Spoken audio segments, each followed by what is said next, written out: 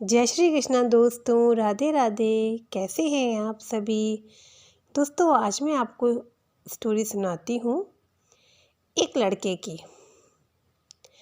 एक लड़का जो बहुत ही ज़्यादा ब्रिलियंट, जो सीपीएमटी के एग्ज़ाम में एक ही बार में क्वालिफाई कर लिया उसने, जो बहुत रिचेस्ट, मतलब उसके पेरेंट्स बहुत बड़े आदमी थे और जिसको कोई भी कमी नहीं थी,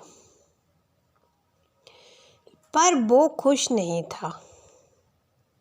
उसकी बस एक प्रॉब्लम थी कि वो अंदर से खुश नहीं था। उसके पेरेंट्स कहते थे बेटा आपको क्या चाहिए, वो सब कुछ ला के देते थे, सब कुछ, मतलब खुद में इतना इंटेलिजेंट था कि वो, मतलब उसको कोई कमी नहीं थी, पर वो लड़का खुश नहीं रहता था। तो भाई वो जगह जगह जाता था, कभी कभी वो गया हरिद्वार, कभी काशी, ऐसी जगह जाता था जहाँ उसको मन की शांति मिले, पर उसको मन की शांति नहीं मिली। एक बार वो हरिद्वार में था, खूब तो गंगा जी नहाया, सबके दर्शन करे खूब बढ़िया तरीके से, पर वो फिर भी उसके मन में जो थी ना, वो चीज़ नहीं थी कि मैं खुश क्यों नहीं हूँ और मैं सब कुछ है मेरे पास, वो आगे चल के मैं बहुत बड़ा डॉक्टर बनूंगा, सब कुछ है, फिर भी, लेकिन मैं फिर भी खुश नहीं हूँ। उसके मन में ये सवाल हमेशा उठता था कि मैं खुश क्यों नहीं हूँ, खुश क्यों नहीं हूँ। वो मन से खुश नहीं हो पाता था। तो एक दिन क्या होता है, वो हरिद्वार से ऐसे नहा धो के और गंगा जी स्नान करके आता है, तो वहाँ पे बहुत सारे साधु संत सब लोग बैठे रहते हैं किनारे, वो गंगा के किनारे। तो वो क्या एकदम चुपचाप शांति से जा रहा था, चुपचाप, किसी से कुछ नहीं कह रहा था, ना किसी को देख रहा था। पीछे से आवाज़ आती है कि तुम इतने परेशान क्यों हो। तो पीछे मुड़ के देखता है कि मैं परेशान हूँ, मैं इतनी दूर से आया हूँ और यहाँ मुझे किसने पहचान लिया कि मैं परेशान हूँ। पीछे मुड़ के देखता है, एक कॉर्नर में, एकदम कॉर्नर में एक साधु बैठे होते हैं, संत टाइप के। कहते हैं तुम खुश क्यों नहीं हो। फिर वो वहीं पे पहुंच जाता है। कहता आपको कैसे पता। उसके मन में दो सवाल, इनको कैसे पता, दूसरा ये ढोंगी बाबा भी हो सकता है ना, क्योंकि आज का समय ही ऐसा है। तो वो जो सत्संत बैठे थे, वो उन्होंने ये कहा कि तुम खुश क्यों नहीं हो, तुम इतने परेशान क्यों हो। तो कहते बाबा आपको कैसे पता कि मैं परेशान हूँ और मैं खुश नहीं हूँ। बोले बेटा अब ये तुम मुझसे मत पूछो कि मुझे कैसे पता, मैं भगवान नहीं हूँ, लेकिन हाँ तुम खुश नहीं हो इतना मुझे पता है। तो उनके वो पैर पकड़ लेता है कि बाबा आपने इस तरीके से ऐसे बोल दिया और मैं ना भटक रहा हूँ। तो उन्होंने ये बोला, संत ने बोला कि भटको मत, ठीक है, और अगर तुम्हें भटकने पे तुम बिल्कुल आ ही गए हो कि तुम्हें भटकना ही है, ठीक है, कि तुम अपने मन को समझाने के लिए तुम्हें भटकना है, तो चलो तुम अपना एक टारगेट बनाओ। बोले क्या। तुम ये टारगेट बनाओ, तुम दिन में तुम अपने आप को समय दो 1 साल का,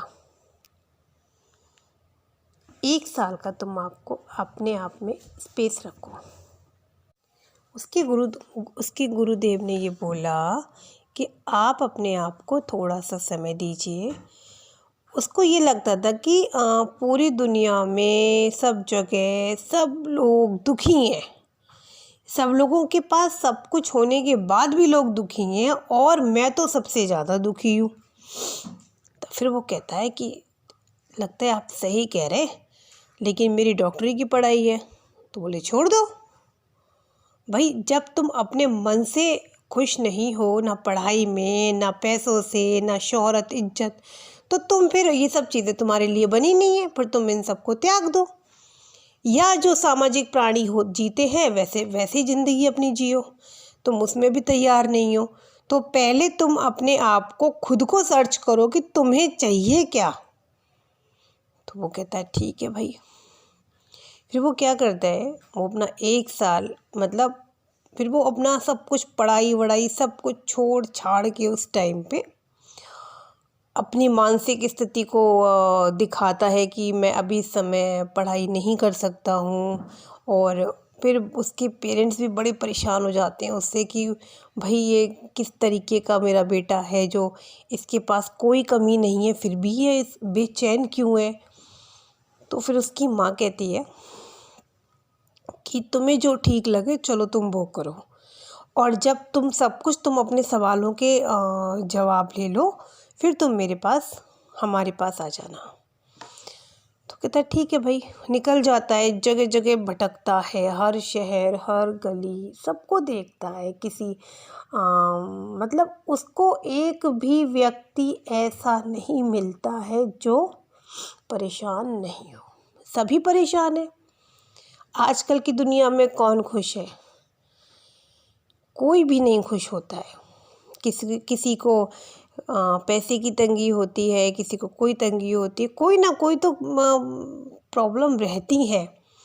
क्योंकि जब प्रॉब्लम नहीं होंगी तो फिर संघर्ष नहीं होगा, संघर्ष नहीं होगा तो लाइफ को, ज़िंदगी जीने का तरीका हमें अपना टारगेट नहीं मिलेगा। तो वो भी तो है अब, लेकिन वो उस चीज़ को समझ ही नहीं पा रहा था। वो भटकता रहा। उसको एक ऐसा व्यक्ति चाहिए था जो ये कह दे कि मैं बड़ा खुश हूँ। वो वही सब चीज़ों को आइडेंटिटी कर रहा था कि यार ये भी खुश नहीं है, पैसे वाला भी खुश नहीं है, गरीब पैसों के लिए दुखी है। मतलब कहीं ना कहीं किसी की बेटियां ही बेटियां हैं तो वो दुखी है, किसी के बेटे बदतमीज़ हैं तो वो दुखी है, किसी की वाइफ परेशान करती है, किसी को हस्बैंड परेशान करता है, किसी के बच्चे परेशान करते हैं। मतलब वो पूरा पूरा गली गली हर मतलब जगह जगह वो हर शहर हर गांव गली गली भटकता रहा। आखिर में वो कहता है कि क्या करें अब। उसने कहा चलो एक काम करते हैं। एक शहर जाता है, वो कहता है चलो लास्ट है ये सर्च, इसके बाद तो मैं समझ ही जाऊंगा कि दुनिया में कोई भी खुश नहीं है। तो मतलब उसको कि दुखी क्यों है, इसका कारण क्या है, वो उस चीज़ को पहचानना चाह रहा था कि कोई भी व्यक्ति ऐसा मिले जो ये कह दे कि नहीं ऐसा नहीं होता है। मतलब कोई ना कोई मतलब उसके अंदर की खुशी को बाहर निकाल ही नहीं पा रहा था। भाई कोई कभी कभी हमारा कोई फ्रेंड होता है, हमारे पेरेंट्स होते हैं, उस चीज़ को बाहर निकालते हैं अगर हम परेशान होते हैं। मतलब हमारा मन अगर विचलित होता है तो भी हमारा कोई बहुत ही नियर एंड डियर हमारे पास बैठता है, उस चीज़ को कोशिश करता है कि वो चीज़ हम लोगों के मन से बाहर आ जाए कि नहीं, मतलब दुख और सुख इक्वल होने चाहिए, है ना। ज़्यादा दुख होगा तो टेंशन, ज़्यादा सुख होगा तो भी टेंशन। भाई कहते ना कि ज़्यादा खुशी हो जाए, मोटे हो जाते तो फिर डायबिटिक हो जाते, कोई ना कोई बीमारी लग जाती। ज़्यादा पतले हो जाते हैं तो भाई पतले की बीमारी हो जाती है। तो इक्वल होना चाहिए, बराबर का होना चाहिए। तो उसको ये कोई समझाने वाला, उसके दिमाग में वो चीज़ लाने वाला कोई भी उसको अभी तक नहीं मिला। आखिरकार वो एक शहर में जाता है। शहर के अंदर एक छोटा सा गाँव पड़ता है। कहता है चलो, गांव बड़ा खूबसूरत होता है, हरियाली हरियाली होती है, उसको बड़ा अच्छा लगता है। कहता थोड़ा सा अच्छा लग रहा है यहाँ पे, मतलब खुले आसमान के नीचे बैठ जाता है। तो बहुत बहुत दूर से आवाज़ आ रही होती है। एक किसान बड़ी उसमें धूप में, इतनी आप सोचो ना मई और जून की धूप कितनी कड़वी होती है, उस धूप में एक किसान हल चला रहा था। और हल चलाते चलाते गाना जो गा रहा था ना,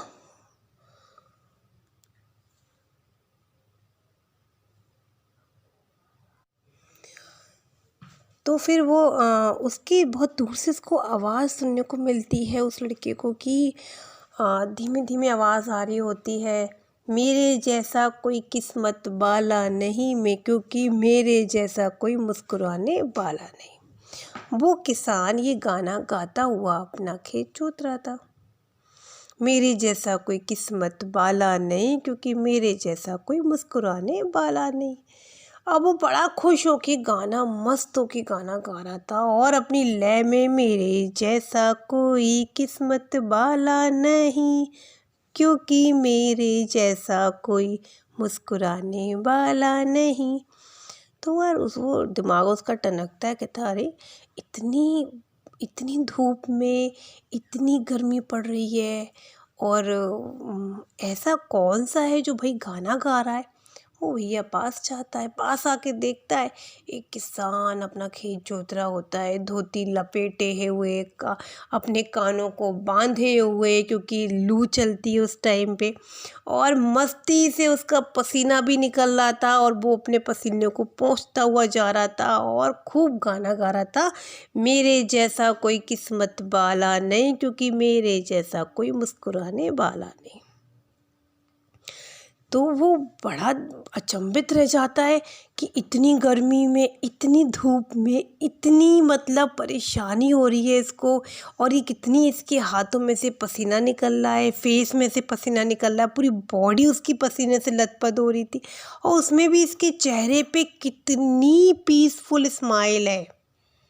पीसफुल स्माइल जो होती है ना, वो दिल से मुस्कुराता है जो व्यक्ति, उसकी होती है। तो वो देखता है तो कहता है कि वो बहुत देर तक उसको नोटिस करता रहता है। उसने पूरा आराम से वो पूरा खेत जोतता है और आराम एक साइड से शेड होता है, चप्पल टाइप पड़ा होता है, वहाँ बैठता है अपना, वो उसको नोटिस ही करता रहता है कि यार ये तो बड़ा अच्छा है, ये देखो मुस्कुरा रहा है ये, इसके और मुँह हाथ धोता है किसान फिर, है ना, और अपने जो बैल होते हैं ना, उनको भी कुछ खाने को देता है और कहता है कि चलो तुम भी खाओ और चलो हम भी अपना खाना खाते हैं, फिर थोड़ा आराम करते हैं, फिर हम लोग फिर काम पे लगते हैं। ऐसा अपने बैलों से बात कर रहा था वो। तो वो पास जाके कहता है कि हेलो सर जी। तो कहते हैं कि जय राम जी की।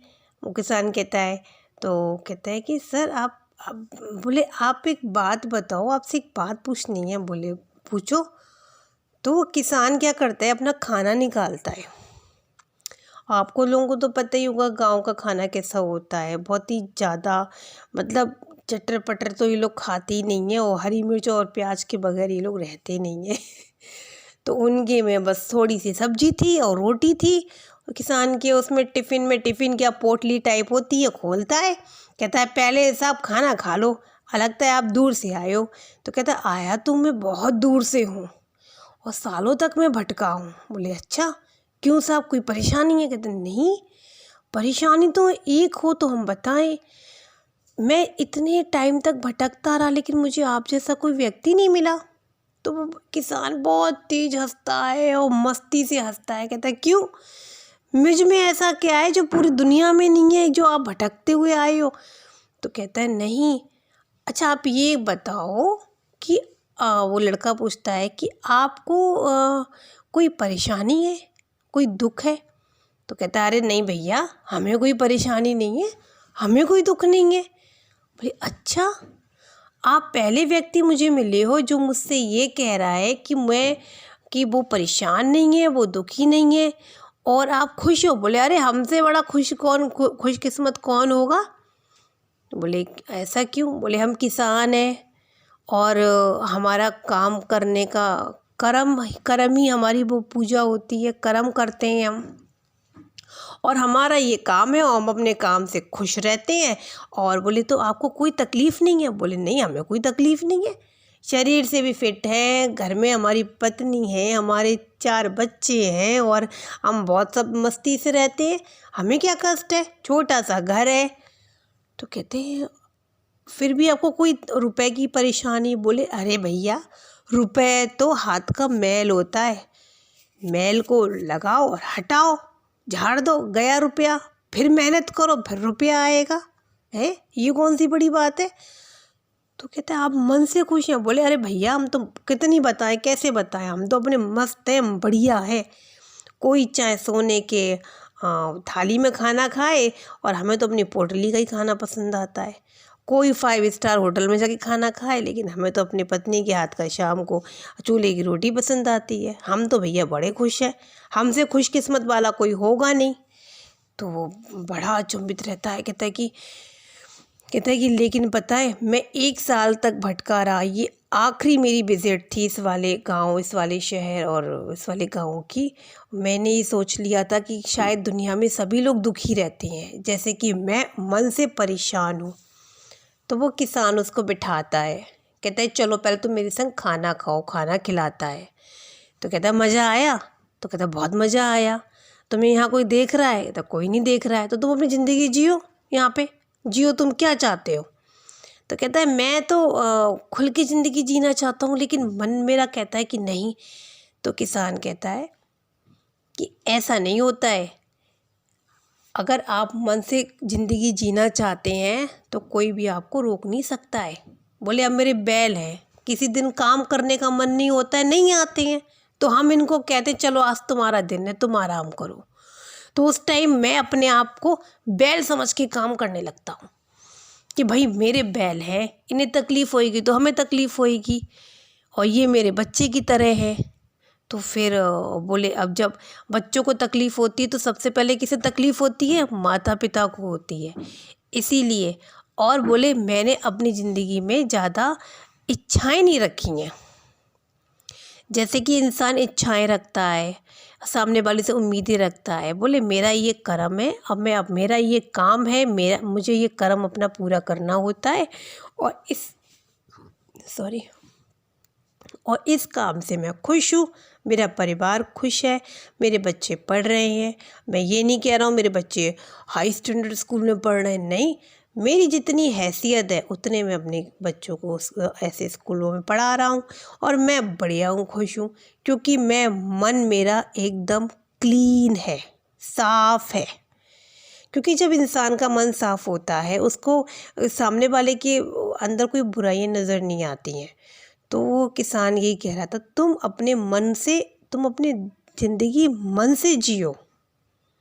तुम्हें अगर लगता है कि समाज बेकार है, पढ़ाई लिखाई बेकार है, छोड़ के वो कहता है राम भजन करो, वरना मेरे पास आ जाओ, मैं तुम्हें काम दे दूँगा। तो वो बहुत तेज हंसता है, कहता है कि चलो तुमने मुझे आज एक चीज़ सिखा दी है, पैसा इम्पोर्टेंट नहीं है। बोले बिल्कुल नहीं है। और शोहरत, इज्जत, बोले कुछ भी इम्पोर्टेंट नहीं है, इम्पोर्टेंट है बस आपके अच्छे कर्म। ऊपर वाला वही नोटिस करता है, ऊपर वाला ये नहीं देखता है कि बड़ा आदमी जब ऊपर पहुंचेगा तो भाई वो फर्स्ट वो लाइन में वही लगेगा, ऐसा नहीं है। ऊपर तो सब बराबर है, समानता है। तो कर्म करने चाहिए और अपने मन को हर स्थिति में खुश रखना चाहिए। अगर आप अंदर से खुश हैं तो बाहर भी आप खुश हो। जैसे मैं अंदर से खुश हूँ, मैं मस्ती में पसीना निकल रहा, फिर भी मैं गाना गा रहा, मस्ती में कर रहा अपना काम, क्योंकि मेरा कर्म है और मैं अपने काम से खुश हूँ। तो कहता है कि आप ही मिले हो जो खुश हो, वरना पूरे अभी तक मुझे कोई व्यक्ति ऐसा नहीं मिला जो ये कह सके कि वो खुश है।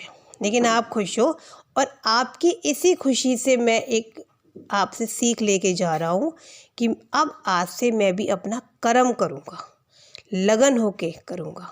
बोले हाँ, इसका परिणाम तुम्हें मिलेगा, और जब कभी याद आए तो हम यहाँ हमेशा बैठे हैं।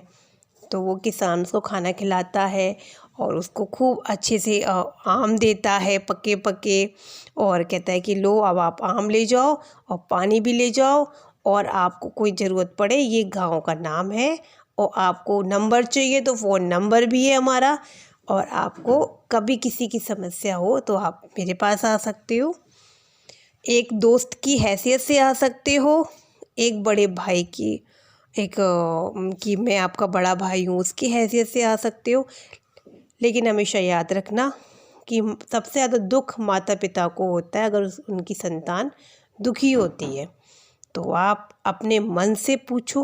बोले नहीं मेरा मन, फिर वो जो लड़का होता है फिर वो समझ जाता है कि एक्चुअली अब हमको करना क्या है, कि उसको अब करना क्या है। उसको ये नहीं पता था कि लाइफ हमारी कहाँ जा रही है, क्या कर रहा हूँ। मन खराब था ना उसका, उसको समझाने वाला उसके गुरु ने क्या कहा, तुम खुद अपने आप को सर्च करोगे, अपने आप को खुद खोजोगे, हम तुम्हें नहीं खोज पाएंगे, पर तुम अपने आप खोजोगे कि तुम चाहते क्या हो। तो उसको ये मिल गया, क्या मिल गया उसको, एक ये मिला कि उसको एक सीख मिली कि कर्म ही सबसे ज़्यादा इम्पोर्टेंट होते हैं। हम जैसा कर्म करेंगे और हमारे पास जो भी है, छोटा कम ज़्यादा बड़ा लंबा चौड़ा जो भी है हमारे पास, जो जो भगवान ने दिया है, हमें उससे संतुष्ट रहना चाहिए।